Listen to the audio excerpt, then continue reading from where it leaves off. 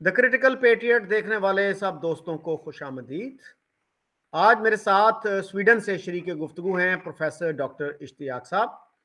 इश्तियाक साहब अभी 2 माह और 6 दिन पाकिस्तान में रह के गए हैं और यहाँ पे इन्होंने बहुत मसरूफ़ वक्त गुजारा, बहुत सी यूनिवर्सिटियों में लेक्चर दिए और बहुत सारे लोगों से इंटरेक्ट किया। अच्छा सर, मैंने सुना कि सरगोदा यूनिवर्सिटी में आपका हम्म। लेक्चर बड़ा वेल अटेंडेड था, जी लेकिन सडनली वहां ये फैसला हुआ कि क्वेश्चन एंड आंसर सेशन नहीं होगा। जी जी। Why did this happen? अगर किसी अ, को आपसे इख्तलाफ था तो जी question answer session is the best way to settle your scores, to set the record straight. Absolutely. ये मुझे भी समझ नहीं आई, लेकिन ये फैसला वहाँ पे अथॉरिटीज़ के एक बंदे ने किया। I don't want to name him, hmm. लेकिन इतनी इतने लोग आए हुए थे। It was so well attended, Sargodha वाला जो मेरा टॉक है सरगोदा यूनिवर्सिटी में, जी। कि बाद में जब ये ख़त्म भी हो गया तो लोग इर्द गिर्द बहुत पिक्चर्स उतरी, सारा कुछ हुआ। So the house was with me, but this fellow who holds some position in the administration, हम्म। उसने क्यू एंड ए सेशन को नहीं होने दिया। पता नहीं क्या हम्म। इन्होंने लोगों को झूठ इतना बोला हुआ है जी। कि क्यू एंड ए में शायद कोई और ऐसे सवाल हो जाते जो इनके झूठ एक्सपोज हो जाते। महल यही वजह होगी। हम्म। दैट्स द तो सर, ओनली। हाँ, कहीं और ऐसे नहीं हुआ। चले, दैट्स गुड। तो एक ही जगह हुआ, तो आई होप कि आइंदा इस तरह से ना हो। और लेट्स अगर हो। किसी को इख्तलाफ है तो वो इख्तलाफ सामने आना चाहिए और लोगों बेशक। तक ये बात पहुंचनी चाहिए कि किसके मौकफ में कितनी जान है। वाह जी वाह। मैं ऐसे आपसे टोटली एग्री करता हूँ। जी। अच्छा सर, हम बात करना चाह रहे हैं 1937 में जो जी कांग्रेस मिनिस्ट्रीज बनी थी 8 प्रोविंसेस में। जी। उसके बारे में पाकिस्तानी टेक्स्ट बुक्स में बहुत ज्यादा लिखा गया है और हम्म। उसको मैं समझता हूँ जरूरत से ज्यादा अहमियत दी गई है। मसलन एक प्रूफ उसका ये है कि हमारी हिस्टोरियोग्राफी कितनी इम्बैलेंस्ड है कि 1943 में जो फैमन आया, जो कहत आया बंगाल में, उसका कहीं हमारी टेक्स्ट बुक्स में जिक्र नहीं मिलता, जिसके बारे में कहा जाता है कि 3 मिलियन लोग उसमें मारे गए थे, 30 लाख यानी। जी लेकिन हमारी किताबों में हमारे स्टूडेंट्स को उसका कोई पता नहीं होता। और ये जो थे 2.5 साल जो मिनिस्ट्रीज रही कांग्रेस की, उनके बारे में बहुत ज्यादा प्रोपेगेंडा किया गया है जी और ये कहा गया कि unspeakable atrocities were committed by the Congress ministries. जी। डॉक्टर सफदर महमूद जो हमारे एक ब्यूरोक्रेट थे, स्कॉलर थे, उन्होंने ये लिखा है कि इन हुकूमतों ने मुसलमानों का हर तरह से नातका बंद कर दिया था, यानी जी। They had made life miserable for Muslims. ठीक है। और मुसलमानों पे नौकरी के दरवाजे बंद कर दिए गए थे। और किसी हम्म। और साहब ने भी लिखा इसी हवाले से कि इवन वो जो डाक खानों में मनी ऑर्डर नहीं लेते थे लोग अगर उर्दू में लिखा होता था। और सफदर महमूद ने यह लिखा कि मुसलमान दुश्मन और मुशरिकाना बंदे मातरम उसको लाजमी करार दिया गया और स्कूलों में गांधी के बुत के सामने पूजा के लिए मुसलमान बच्चों को मजबूर किया जाता था। तो कैसे बात देखते यह, हैं आप इन दावों को? डॉक्टर सफ्तर महमूद तो अब ही इज डिसीज्ड। अगर वो जिंदा होते तो हम उनको भी चैलेंज कर लेते कि आके हमसे बात करें। तो जो चला गया उसके मतलब क्या बात करनी है, ये बिल्कुल झूठ है। मेरी जिना वाली किताब में, Jinnah his successes, failures and role in history, उसमें जो एविडेंस है और पूरा हमने दिया है कि ये मुस्लिम लीग का सबसे कामयाब प्रोपोगंडा ज़रूर था कि मुसलमानों के साथ बड़ा जुल्म हुआ है, ज़्यादती हुई है। लेकिन हकीकत बिल्कुल इससे मुख्तलिफ है। कि एक मिसाल मैं आपको दे दूं कि बिहार में जब ये कांग्रेस की मिनिस्ट्री बन रही थी तो उन्होंने महात्मा गांधी को कहा कि आप आएं और बताएं। आप हमेशा एक बात करते हैं एक मॉरल गवर्नमेंट की, राम राज की, तो क्या हम किस तरीके से हुकूमत करें? हमने तो सारी उम्र अंग्रेज़ों की जेलों में और उनके खिलाफ मुहिम चलाई है। हुकूमत करना, और वो भी अंग्रेज़ के दौर में, इसको कैसे हम हैंडल करें? तो वहाँ आई विल कोट, और ये जो मैं कोट कर रहा हूँ, ये मौलाना शबीर अहमद उस्मानी ने जो 7 मार्च 1949 में कंस्टिट्यूएंट असेंबली में ऑब्जेक्टिव्स रेजोल्यूशन पे जो बहस हुई है वहां पे भी कोट की है ये स्टेटमेंट महात्मा गांधी की, कि गांधी जी ने कहा कि देखो, तुम लोग साहबों की तरह मेजों और कुर्सियों पे टाइल गा के नहीं बैठना, बल्कि जमीन पे चौकड़ी लगाओ और हाथ में पेन कलम रख के जिसका भी कोई प्रॉब्लम होए उसको सॉल्व करने की कोशिश करो।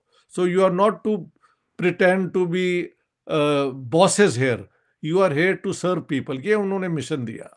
फिर मिसाल पे उन्होंने कहा कि Lord Ram and Lord Krishna are not historical figures, so I may not mention them. But Hazrat Muhammad and the Caliphs Abu Bakr and Umar are a fact of history. और उन्होंने हुकूमत करते हुए भी आम आदमियों के साथ जैसा ताल्लुक था ना वैसे ही रखा। ख़ास तौर पे हज़रत उमर का जिक्र किया कि वो आधी दुनिया के रूलर होते हुए भी वो बिल्कुल सादा कपड़े और सादा खाना खाते थे और हर बंदा उनसे जाके सवाल कर सकता था। तो ये तो है महात्मा गांधी का इनपुट। उसके अलावा जो 4 गवर्नर हैं ब्रिटिश, हेग, वेन और एक दो और नाम है, मेरी जिना वाली किताब में है, उन्होंने कहा कि बिल्कुल कोई एविडेंस नहीं है, बल्कि उनको इतराज़ था कि ये जो हमारी ब्रिटिश फ्लैग को डिफाई करके कांग्रेस का फ्लैग इन्होंने यानी अनफोल्ड कर दिया और ये एक प्रोवोकेशन है, लेकिन कोई ऐसी पॉलिसी नहीं है जो मुसलमानों के खिलाफ हो। बल्कि वो लिखते हैं कि इसके अंदर एक महात्मा गांधी ने एक वारदा एजुकेशनल स्कीम भी इंट्रोड्यूस की थी, जिसके जरिए ये था कि हर बच्चे को 7 साल फ्री एजुकेशन और कोई हुनर सिखाया जाएगा और सारी एजुकेशन आपकी मदर टंग में दी जाएगी। ये भी साथ था ताकि ये बच्चे जो हैं ज़्यादातर गरीबों के हैं, एक तो लिटरेसी अक्वायर कर लें, लिखना पढ़ना, थोड़ी सी मैथमेटिक्स, हिसाब किताब, साथ साथ कोई हुनर हो ताकि ये सेल्फ वो क्या कहते हैं एक इनकम के ज़रिए अपनी स्कूलिंग और बाद में ख़ानदानों की मदद भी कर सकें। तो ये है रिपोर्ट्स। और वाइसरॉय लॉर्ड लिनलिथगो जो मोहम्मद अली जिन्ना को प्रमोट कर रहे थे अंग्रेज the Congress, it's so well known. उन्होंने कहा है कि I will tell Jinnah that there is no substance in the allegations being made against the Congress governments. बल्कि Bahl ji sir, sorry for interruption. यहाँ पे सर मैं कोट करूंगा, एक पाकिस्तानी स्कॉलर है मोहम्मद रजा काजमी। हाँ। उन्होंने लियाकत अली खान की बायोग्राफी लिखी जो 2015 में ऑक्सफोर्ड ने पब्लिश की। जी जी, मेरे पास है। उन्होंने यही लफ्ज कोट किए हैं कि लिनलिथगो कांग्रेस का मुखालिफ था, लेकिन उसने भी ये कहा कि दीज चार्जेस लैक्ड सब्सटेंस। और सर ये भी बताइएगा कि आपकी जो जिन्ना वाली बुक है इसका उर्दू तर्जुमा कब तक आ रहा है? कहते हैं कि अप्रैल के शुरू में आ रहा है। अच्छा। आ तो जाना चाहिए था मेरे वहाँ होते हुए, कहते हैं कोई पेपर नहीं मिल रहा, हालात ये हैं वो हैं। आई नेवर अंडरस्टूड कि क्यों मेरी किताब मेरे होते हुए पब्लिश नहीं हुई। लेकिन अब वाले कर रहे हैं ना, ये वैनगार्ड वाले कर रहे हैं। यही मुझे कहा गया है कि जी सितंबर के पहले हफ्ते में हम उसे पब्लिश कर देंगे। सो ये एक बहुत बड़ी डिसअपॉइंटमेंट थी क्योंकि मैंने एडवांस नोटिस दिया हुआ था, लेकिन अगर वाकई वहाँ पे कोई पेपर का प्रॉब्लम है तो वो क्या कर सकते हैं। सो ये वजह है। अच्छा ये भी है कि उसमें ये इल्ज़ाम लगाया कि वंदे मातरम जो है ये ऑफिशियल, उसके ऊपर कमेटी बनी थी, डॉक्टर जाकिर हुसैन उसके चेयरमैन थे जी। और उस कमेटी ने नहीं, उसके अंदर जवाहरलाल नेहरू, मौलाना अबुल कलाम आज़ाद, राजेंद्र प्रसाद, हाँ, और डॉक्टर जाकिर हुसैन, शायद ये लोग मेंबर थे जिन्होंने ये गाना, ये सॉन्ग था ना, इसमें से जो स्टांजा सिर्फ फ्रीडम स्ट्रगल पे हैं 2, वो उन्होंने रिटेन कर लिए और जो मुसलमान कहते थे कि ये एंटी मुस्लिम है वो उन्होंने एक्सपंज कर दिए, यानी निकाल दिए। तो कांग्रेस की मिनिस्ट्रीज में जो ये गाना या ये जो है नेशनल सॉन्ग गाया गया, उसके अंदर सिर्फ वो 2 स्टांजा गाए जाते हैं जो आज़ादी के मुतालिक हैं, and they have no anti Muslim content. ये भी एक मैंने पढ़ा है कि जब Mohammad Ali Jinnah was member of the Indian National Congress, तो 1920 तक तो उन्होंने ये वहां पे पूरा वो गाना गाया जाता था, तो तब तो कभी उस पर इतराज नहीं किया। 1920 तक वो मेंबर रहे हैं। जी। और तो सर 1905 में जब जी जी। पहली पार्टीशन ऑफ बंगाल हुई, उस हम्म। वक्त इस गाने का बहुत ज्यादा इस्तेमाल होता था। जी जी। और उस वक्त भी जिन्ना साहब ने कभी नहीं कहा कि ये एंटी मुस्लिम है या पॉलीथियस्टिक है, जैसे डॉक्टर सफदर महमूद ने कहा। हाँ हाँ, वो बात ये है कि चलो हम कहते हैं 1905 is the beginning of Jinnah's political career, hmm. लेकिन 1920 तक भी ये गाना तो वहां पे गाया जाता था। बाद में जब इतराज हुआ तो वो सारे स्टैंजा जिस पे मुसलमानों को ऑब्जेक्शन थी वो निकाल दिए गए, और सिर्फ दो स्टैंजा जो हैं वो रखे गए जिसमें आज़ादी के मुतालिक बात है, तो कॉम्प्रोमाइज तो हो गया था। हम्म। अच्छा, ये जो वारदा स्कीम मैंने बताई है, इसके ऊपर फिर मुस्लिम लीग ने एक रिपोर्ट लिखी कि ठीक है, इसके अंदर गांधीज़म प्रीच की गई है इस रिपोर्ट के अंदर, क्योंकि उसमें कहा गया था कि सारा जो हम करेंगे ये वो नॉन वायलेंट तरीके से होगा। ठीक है, स्कूलों में नॉन वायलेंस भी पढ़ाई जाती थी। तो मुस्लिम लीग की जो रिपोर्ट है उसमें कहा गया है कि नॉन वायलेंस कोई बुरी चीज़ नहीं है, लेकिन the Muslims are not bound just by non violence, यानी जिहाद भी मुसलमानों का फर्ज है। और इस तरीके से गांधीज़म लोगों पे ठोसा जा रहा है, यानी नॉन वायलेंस। और क्योंकि इस रिपोर्ट में कहा गया है कि मदर टंग में एजुकेशन देनी चाहिए, तो मुसलमानों की मदर टंग तो उर्दू है, हम्म। ये मौकफ लिया गया। ये भी मैंने अपनी किताब में कोट किया है।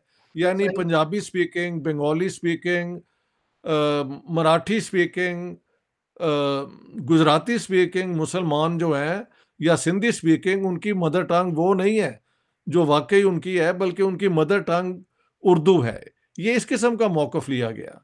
हम्म। और मैंने जैसे आपको बताया 4 गवर्नर्स की रिपोर्ट है, और जैसे आपने रजा काजमी साहब का भी कोट कर दिया है, क्योंकि मैंने भी ये देखा उनको कोट करते हुए, तो आपको जाहिर है कि Linlithgow was then fully backing Jinnah, लेकिन even he said that there is no substance in these reports.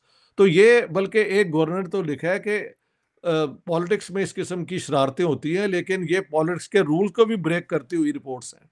हम्म। इस हद तक है। जो हुआ था कांग्रेस मिनिस्ट्रीज में कि उन्होंने हजारों पॉलिटिकल प्रिजनर जो हैं वो रिलीज कर दिए थे, स्वाय उनके कि जिनके खिलाफ चार्जेस थे कि इन्होंने वायलेंस इस्तेमाल की है।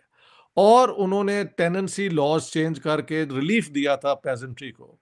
लोग दबे हुए थे अंडर द वो जो है ना जिम्मेदारी सिस्टम के जबर में थे, उनको रिलीफ दिया गया टैक्सेस से और ये और वो।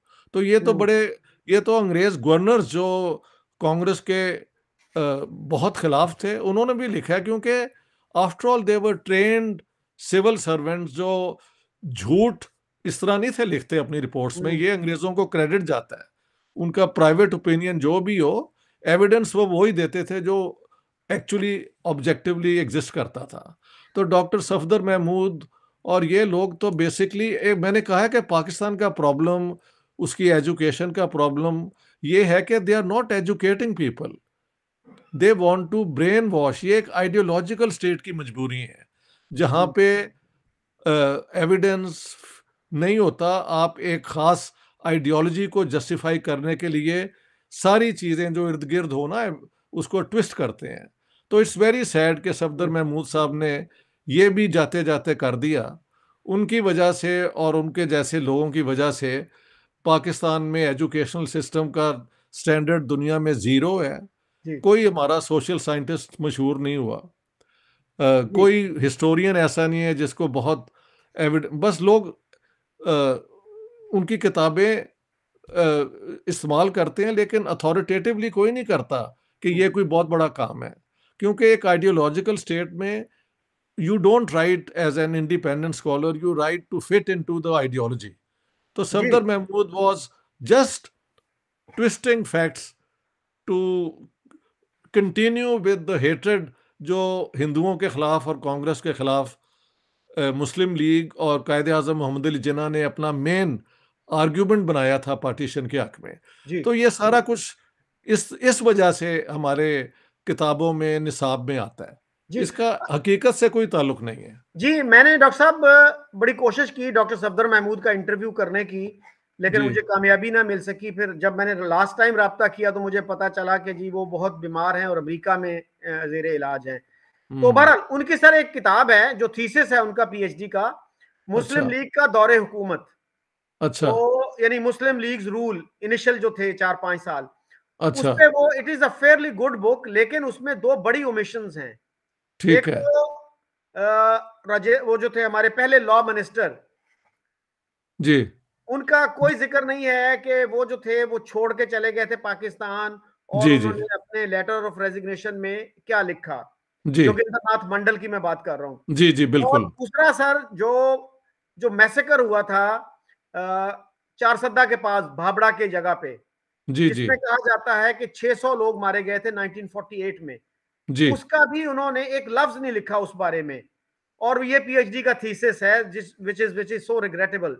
अच्छा सर। वो तो खैर मेरे ख्याल से सफदर महमूद के जैसे आप बता रहे हैं थीसिस को मैं इतना कोई कमजोर नहीं समझता। सबसे बड़ा स्कैंडल तो आयशा जलाल का थीसिस है, हम्म जो लिखा गया without quoting a single statement of Jinnah. ये कैसे हो सकता है कि हम्म उसके एग्जामिनर्स ने और वो सारे सेटअप ने उन ये नहीं पूछा कि यार where is Jinnah telling all this that you are claiming.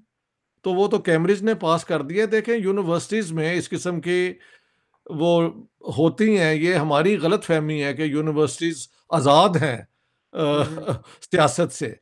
ये कभी नहीं हुई। लेकिन एक ओपन सोसाइटी में आप डेयर करके इसके खिलाफ भी लिख सकते हैं। एक और ये फर्क होता है। आइडियोलॉजिकल अच्छा सर, स्टेट में तो उसका उसकी गुंजाइश भी नहीं होती। हाँ जी। Coming back to the Congress ministries, तो जी। जिन्ना साहब ने सर 22 दिसंबर 1939 को डे हम्म। ऑफ डिलीवरेंस, यौम हाँ निजात जी। हाँ जिसको उर्दू में कहते हैं, वो मनाने का ऐलान किया। जी। और surprisingly some of the Muslim leaguers they actually protested against it, जिनमें से एक लीडर थे बंगाल में अब्दुल रहमान सिद्दीकी, अच्छा। और अबुल हसन इस्फहानी जो बाद में पाकिस्तान के पहले एम्बेसडर बने हाँ हाँ। अमेरिका में, अच्छा। और क्योंकि करीमुर रजा खान, करीमुर रजा वो मुस्लिम लीग के एमएलए थे शाहजहांपुर से, अच्छा अच्छा उन्होंने अच्छा। भी उससे इख्तलाफ किया। और एक साहब ने तो कह दिया कि जी ये जिन्ना साहब का सेनाइल डिके है जिसकी वजह से उन्होंने ये किया। और एक साहब ने कहा कि irreparable damage to India's unity has been caused. वो because Jinnah by that time was hell bent के इंडिया का पार्टीशन हो, ब्रेकअप हो, कांग्रेस के साथ कोई कॉम्प्रोमाइज ना हो। और I think he was being backed by the British. वो एक और तरीका होता है ना, एक ऑफिशियल पोजीशन होती है, एक आप बैकग्राउंड में स्ट्रिंग पुलिंग जो कर रहे होते हैं। तो Jinnah by that time had been completely incorporated in the British वो क्या कहते हैं स्ट्रेटजी कि कांग्रेस को कन्फ्रंट करना है। अब इस किताब लिखने के बाद मुझे इस पे बिल्कुल कोई शक नहीं है। Absolutely not. It's is to it is देखे ना, एक जगह पे लिलिथ को कहते हैं कि I had a personal interest in promoting mister Jinnah. Had the Muslim League and Congress joint ranks maybe we could not have held on to India. ये लॉर्ड लिलिथ को कह रहे हैं यार, जो वाइस वाइस रॉय थे उस जमाने के, कि I had a personal interest in promoting Jinnah. और क्या आपको वो क्या कहते हैं हॉर्सेस माउथ से है। और जिना साहब का कहना है कि up until now it was mister Gandhi, mister Gandhi, mister Gandhi, now they are turning to me. तो दोनों तरफ से ये जो है अलायंस बना between the British and Jinnah is all too obvious. अच्छा सर, दैट्स द बैक। बहुत सारे लोग ये कहते हैं कि हम्म। अगर मुस्लिम लीग को अकोमोडेट कर लिया जाता यूपी की मिनिस्ट्री में, जी। यानी नवाब इस्माइल और चौधरी खलीको जमान को मिनिस्टर बना दिया जाता, तो पाकिस्तान ना बनता। तो इस तरह की बात खलीको जमान ने लिखी है, और भी हिस्टोरियंस सफदर महमूद भी इसी तरह की बात कर रहे हैं। तो ठीक है। यहाँ पे एक सवाल ये पैदा होता है कि कांग्रेस को क्यों जरूरत थी एक कोलिशन गवर्नमेंट की, जबकि 228 के हाउस था टोटल, जिसमें उनके पास एब्सोलूट मेजॉरिटी थी 134 की, हम्म। और मुस्लिम लीग के पास 29 सीट्स थी। हाँ। एक्चुअली तो इसके क्या ऊपर उनको कोई मजबूरी थी? नहीं, बात ये है कि अब इसके ऊपर इंडियन हिस्टोरियंस का तो ये मौकफ है कि ऐसा कोई पैक्ट था ही नहीं पहले, लेकिन हो सकता है कि एक फॉर्मल पैक्ट कभी ना हो, लेकिन लोकली खलीको जमान और कुछ कांग्रेस लीडर्स में ये अंडरस्टैंडिंग हो कि जो भी रिजल्ट होगा इलेक्शन का, बाद में हम यहाँ पे कोalition गवर्नमेंट बनाएंगे। उसकी वजह क्या है अपना चौधरी साहब, वो ये है कि 37 के इलेक्शन में जो, अगर आप मुस्लिम लीग और कांग्रेस का देखें ना मैनिफेस्टो, वो एक दूसरे से कुछ ज्यादा मुख्तलिफ नहीं है। इसके बरक्स जो वहां की लैंड ओनिंग क्लासेस थी, हिंदू और मुस्लिम, वो एक और पार्टी के अंदर ऑर्गेनाइज थी। तो आ, हो सकता है ये कोई फॉर्मल अलायंस ना हो, अंडरस्टैंडिंग ना हो, और चंद लोगों के अंदर ही बात हुई हो। कांग्रेस ये जो आजकल के इंडियन हिस्टोरियन, वो तो कहते हैं बिल्कुल ऐसे कोई बात ही नहीं थी। लेकिन इसकी कुछ ना कुछ बैकग्राउंड मुझे लगता है ज़रूर होगी। इलेक्शन के बाद अब आपकी बात सही है कि जितना फंटेस्टिक रिजल्ट आया कांग्रेस के पास, उनको कोalition की ज़रूरत ही नहीं थी। और एक और बात, मुस्लिम लीग को मुस्लिम मेजॉरिटी प्रोविंसेस में बहुत बुरी तरह शिकस्त हुई थी।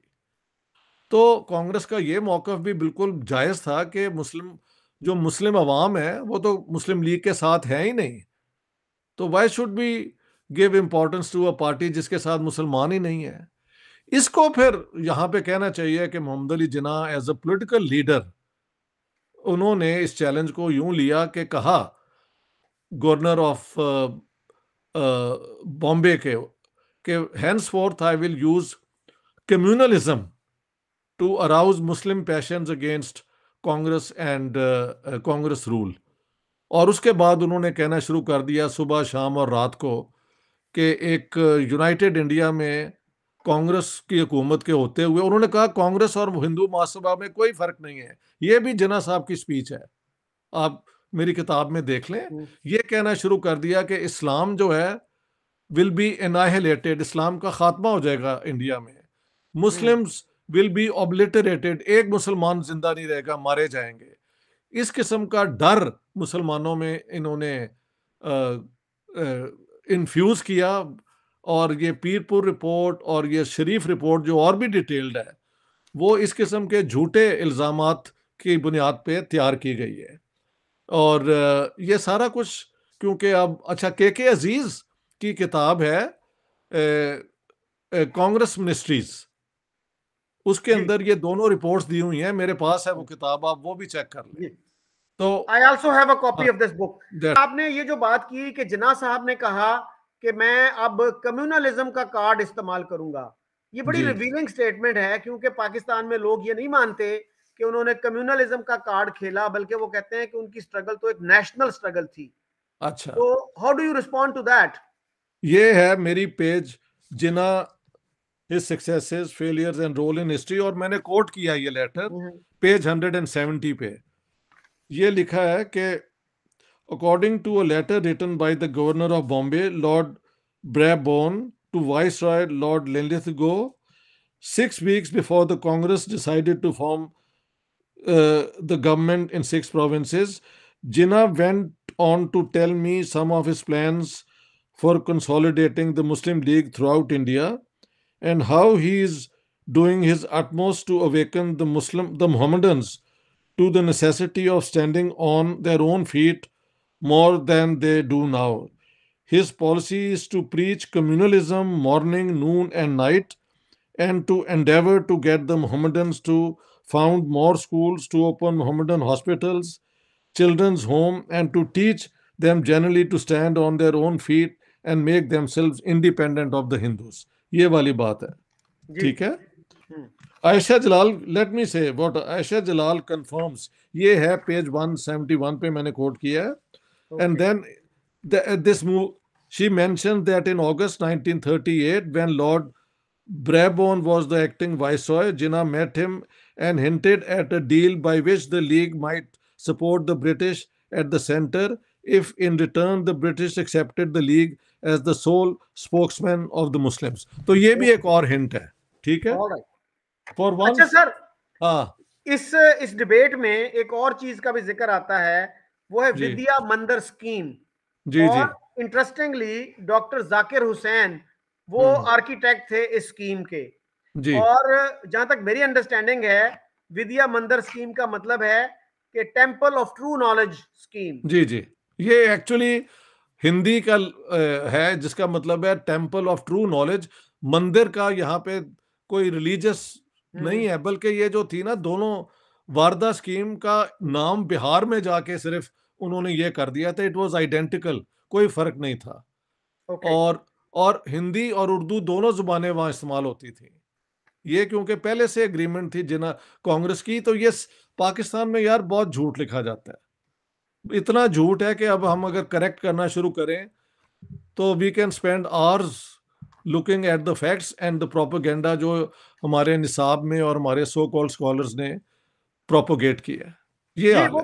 वो तो सर आपको पता है ना कि प्रोफेसर के अजीज ने पूरी किताब लिख दी है, the the murder of murder history. Of history, हाँ बिल्कुल। और वो हैरान होते थे कि मैं तो समझ रहा था कि जो ही मैं ये अपने कॉलम लिखूंगा, पहले वो सीरियलाइज हुए थे एक अखबार में ना, फ्रंटियर जी जी पोस्ट में, जी कि मैं जो ही शुरू करूंगा तो मुल्क में पता नहीं क्या कोई इनकलाब आ जाएगा और लोग कहेंगे कि यार ये इतना गलत चीजें हम पढ़ाते रहे। लेकिन वो बड़े हैरान थे कि कुछ भी नहीं हुआ। अच्छा सर। अच्छा, लेकिन फर्क ये है कि के अजीज ने ये शुरू किया था, और अब जबकि 75 साल के बाद ये पाकिस्तान का पूरा प्रोजेक्ट जो है वो मुसीबतों में फंस गया है, तो लोग मेरी किताब जो है जिना की, उसको इतना वेल रिसीव कर रहे हैं, बिकॉज सारी डिटेल्स अराउंड जिनास पॉलिटिक्स में ले आए हूँ। उसमें ये सब चीज़ें जो हैं विद एविडेंस हमने पेश कर दी हैं। लिहाजा अब यही आर्गुमेंट जो के अजीज ने एक किताब की सूरत में की थी ना, by going through what is taught in Pakistan, hmm. I have in my own way as a political scientist and scholar of history brought forth के actual facts क्या थे। तो अब जी उनकी उस क्या कहने पायनियरिंग वर्क के बाद जो एक सॉलिड एविडेंस जो लेके आए हैं ना, वो मेरी किताब है। तो अब हर जगह मुझे वेलकम किया गया। किसी ने ऑब्जेक्शन भी किया तो मैंने उसका जवाब दे दिया। मसलन कराची के अंदर एक जगह पे मुझे बुलाया गया, वो बड़ा प्रेस्टिजियस है, institute of institute of international business management. हाँ जी। ओके। तो वहाँ पे सारे ये रिटायर्ड एम्बेसडर और ये काम करते हैं। तो एक एम्बेसडर ने मुझे कहा कि आप ये सारी बातें बता रहे हैं, तो व्हाट अबाउट गुजरात। मैंने कहा यार बात सुने, जिन्ना साहब ने तो कहा था कि मैं 2 करोड़ मुसलमानों को कुर्बान कर दूंगा 7 करोड़ को आज़ाद कराने के लिए। तो अभी जी तो चंद कानपुर में। हजारों। हाँ। तो अभी तो जी ये वो 30 मार्च 1941 की उनकी जो है स्टेटमेंट जी जिन्ना साहब की। तो मैंने जी। कहा अभी तो चंद हजारों का यह है जिक्र, लेकिन पाकिस्तान बनाया गया था इस्लाम और मुसलमानों को बचाने के लिए। तो दरवाजे हम्म, खोल देना फिर इंडियन मुसलमानों के लिए जो इस मुसीबत में है, और उनको वेलकम करें। तब वो चुप हो गए। मैंने कहा हम्म, ये स्टेट तो बनी मुसलमानों और इस्लाम को बचाने के लिए, इसके दरवाजे इंडियन मुसलमानों पे बंद क्यों है? And hmm, then they realise कि ये आर्गुमेंट जो है ना, ये बात नहीं बनती, बिकॉज सिर्फ एलिगेशन करना इज नॉट रिस्पॉन्सिबिलिटी। तो अपना मुस्लिम लीग की है कि उन्होंने ये डिवाइड करके मुस्लिम कम्युनिटी को डिवाइड किया, और हिंदू राइट को एक आर्गुमेंट दे दी कि आपने अगर हिंदुस्तान को डिवाइड मजहब की बुनियाद पे करना था, तो फिर ये मुसलमान इंडिया में किस लिए हैं, ये भी पाकिस्तान जाएं। ये तो जी उस जमाने के जो एनलाइटेंड कांग्रेस लीडर्स थे वो इसके बिल्कुल खिलाफ थे। उनका ये सोच ही नहीं थी। ये है बैकग्राउंड चॉइस साहब। जी, बिल्कुल सही। अच्छा सर, मौलाना आजाद ने भी इस पे लिखा है, ये जो हम्म। इल्जामात थे, उन्होंने लिखा है कि जिन्ना साहब के तमाम इल्जामात बिल्कुल झूठे थे। जी अगर उनमें सच्चाई होती तो मैं इन नाइंसाफियों को दूर करता और अगर जरूरत पड़ती तो इस्तीफा देने के लिए भी तैयार था। और दूसरी बात सर, यूपी के जो पहले चीफ मिनिस्टर थे वो एक मुसलमान थे, सर मोहम्मद सईद खान, नवाब ऑफ चतारी। अच्छा। बाद में वो प्रोविंशियल मिनिस्टर रहे, और उनके साथ साथ रफी अहमद किदवाई भी यूपी में मिनिस्टर थे। तो जी अगर जी। इतना जुल्मो सितम हो रहा था जैसे हमारी किताबों में लिखा है, अनस्पीकेबल एट्रोसिटीज, तो ये मुसलमान जो है ये क्या चुप रहते उस पे? और नहीं, बाकी जो मुसलमान थे आठ क्या वो चुप रहते? 8 की 8 मिनिस्ट्रीज में, स्वाय उड़ीसा जहां पे मुसलमान शायद है ही नहीं, हर मिनिस्ट्री में एक एक मुसलमान मिनिस्टर जरूर था, और यूपी के अंदर और महल बिहार के अंदर 3-3 थे। तो ये तो बिल्कुल झूठ है ना, इट्स ऑल। मैंने कहा ये सब वो गोएबल्स वाला जो है, गोएब क्या नाम है वो जो जर्मन था, जी, कि जोसेफ झूठ गोएबल्स। हाँ, जितना झूठ बोले उतना वो आपका प्रोपेगेंडा मजबूत हो जाता है। तो इन्होंने ये सारा कुछ करके पाकिस्तान हासिल तो कर लिया, वरना पाकिस्तान बनाना बड़ा मुश्किल था ना। नफरतें, डर पैदा करके आप मुसलमानों को अपने साथ लाए, पाकिस्तान लेकिन गया सर, बन। अगर पाकिस्तान बनाने के बाद कोई मिसाली वेलफेयर स्टेट बनाते, कुछ अचीवमेंट करते, तो शायद हम ये सारी जो पास की बातें हैं इनको भूल जाते। इन्होंने वही पॉलिटिक्स की, और आज पाकिस्तान इकोनॉमिकली, मॉरली, एथिकली बिल्कुल बैंकरप्ट है। आप देखें, हुकूमत नहीं चल रही, पैरालाइज हुई हुई है। तो ये अब ना हिंदुओं का कोई दोष है, ना कांग्रेस का दोष है, ये तो हमारे अपने सियासतदानों की सोच इतनी डिस्ट्रक्टिव, मैं इसे कहता हूं नाहिलिज्म, सेल्फ डिस्ट्रक्टिव अप्रोच है। सही। अच्छा सर, आखिर में एक जो जो कंट्राडिक्शन है उसकी तरफ मैं आपकी तवज्जो मबजूल कराना चाहता हूं जी। कि हमारी हिस्टोरियोग्राफी में, हिस्ट्री बुक्स में हम्म। जस्टिफाई किया जाता है पार्टीशन की डिमांड को कि जी चूंकि इन कांग्रेस मिनिस्ट्रीज ने मुसलमानों पे जुल्म सितम किए और मुसलमान उस पर मजबूर हो गए कि हम अलहदा मुल्क का मुतालबा करें, डिमांड करें। जी। और मजे की बात यह है कि वो नया मुल्क वहां पे बनाया जहां पे ये जुल्म सितम नहीं हुआ था। पंजाब में तो ये नहीं हुआ था, बंगाल में नहीं हुआ था, सिंध में नहीं हुआ था, केपीके में नहीं हुआ था, तो बलोचिस्तान तो उस वक्त सूबा नहीं था, वहां भी नहीं हुआ था। तो मतलब यह कि सर में आपके दर्द था और आपने पट्टी पांव पे बांध ली। उन मुसलमानों को जिनको प्रोटेक्शन की जरूरत थी आपके बकौल, उनको आपने मजीद वल्नरेबल कर दिया।